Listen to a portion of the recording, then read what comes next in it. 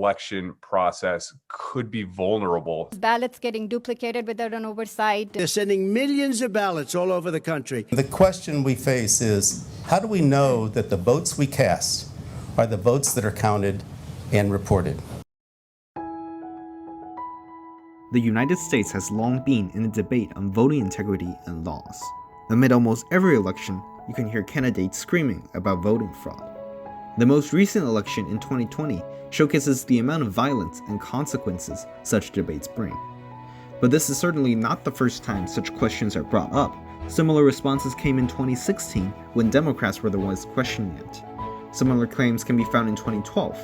If you search for any election and add fraud to your search, it's almost guaranteed that you'll find someone claiming that. All these debates on voting fraud usually comes with no solid evidence, but this is certainly not to say that election machines are perfect. In Florida, during the presidential election of 2000, design flaws has caused huge amounts of attention and debate from people and media, and this is what finally caused changes for the development of better voting technologies and legislation.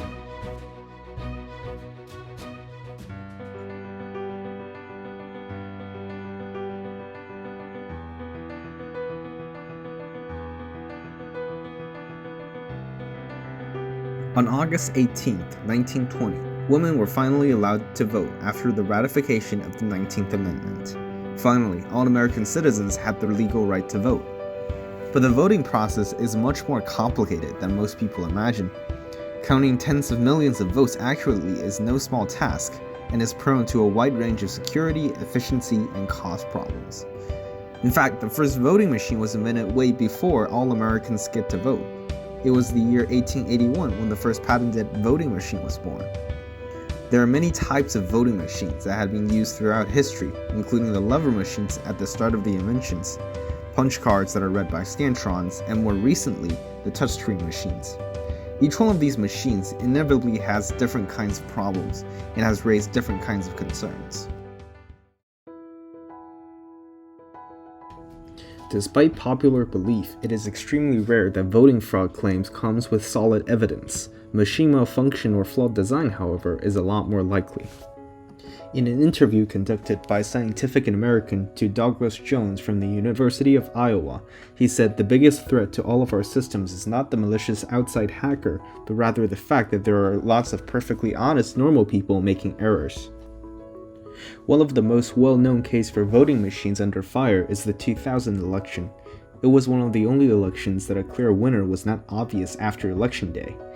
States were too close to call, and among them, Florida came to the center of the discussion, with a signature problem later known as hanging chads. At that time, several counties in Florida primarily used punch cards for voting, where the problem originates.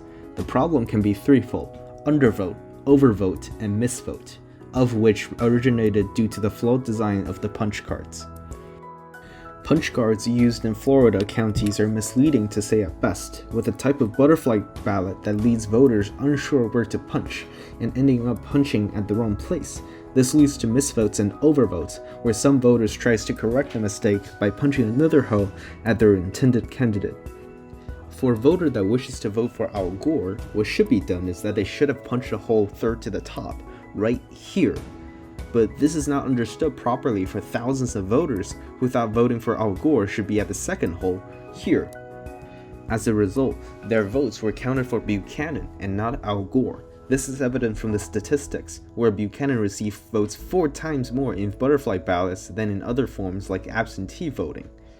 There's also large amounts of people found in the recounts that voted for both Al Gore and Buchanan. This is because they tried to correct their mistake by punching another hole at their intended candidate, but then resulted in their votes being invalid. It is clear that ballot design is a root cause for misvotes and overvotes in the 2000 Florida debacle. What's more is that undervotes appear also due to deficiencies of punch cards. The origin of the problem came from the punching, where the machine is designed to punch a rectangular hole next to the candidate that the voter wished to vote for. This rectangular cutout is called a chad. The problem arises when for some reason chads aren't fully punched through. There could be chads only having one corner attached called hanging chads, all the way to the cards that are fully connected but shows dents that indicate punching called dimpled chads. all those Chads would not be counted by a Scantron, causing an undercount of votes. In a state whose election results were so extremely close, with Bush leading by a mere 300 votes, potential undercounts like these are vital for Al Gore to seek victory.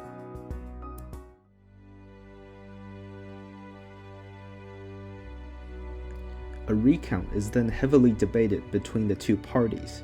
The Democrats argued that because such cards are counted incorrectly, a manual hard recount is needed to measure all legal votes, whereas Republicans argue that these Chads could be voters who contemplated on voting but chose to abstain from voting, and a manual recount will introduce more bias and highly prone to error. People can be seen throughout the place freaking out on the situation. It goes to show how much chaos, flaws in punch card design has caused. Thousands of people have reportedly said that they might have incorrectly used the punch card, leading to an invalid or opposite vote. The purpose of elections is to give everyone a vote to cast and to democratically elect leaders, so it logically follows that votes should not be interpreted strictly, but to understand voter intention. I think it just speaks to the power of the vote, and that is somebody's voice embodied on a piece of cardboard, a piece of paper. And so if you work for the system, you feel that it's your duty to do your best to interpret on behalf of the system, the voice of the people. So it should be expected when Florida began recounts based on Al Gore's election team's request. The Supreme Court of Florida initially approached this issue by requiring that all Florida counties where so-called undervotes had not been subject to manual tabulation, and that the manual recounts should begin at once. However, Republican candidate George W. Bush and his Vice President candidate Dick Cheney filed an emergency application for a stay of the mandate that initiates the recount. When Bush's request to stop manual recount is denied by Florida's Supreme Court, he appealed the decision to U.S. Supreme Court, where a further hand recount request by Gore was denied, and recounts in Florida are officially over, leaving Bush the winner.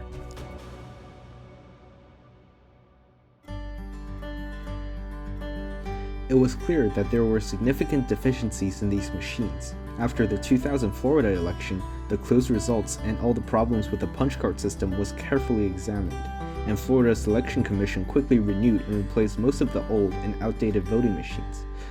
Florida then passed the Election Reform Act of 2001, which limits the acceptable voting methods to scanning paper ballots and touchscreen voting, which effectively abolishes the troublesome punch card voting that caused what happened in Florida in 2000.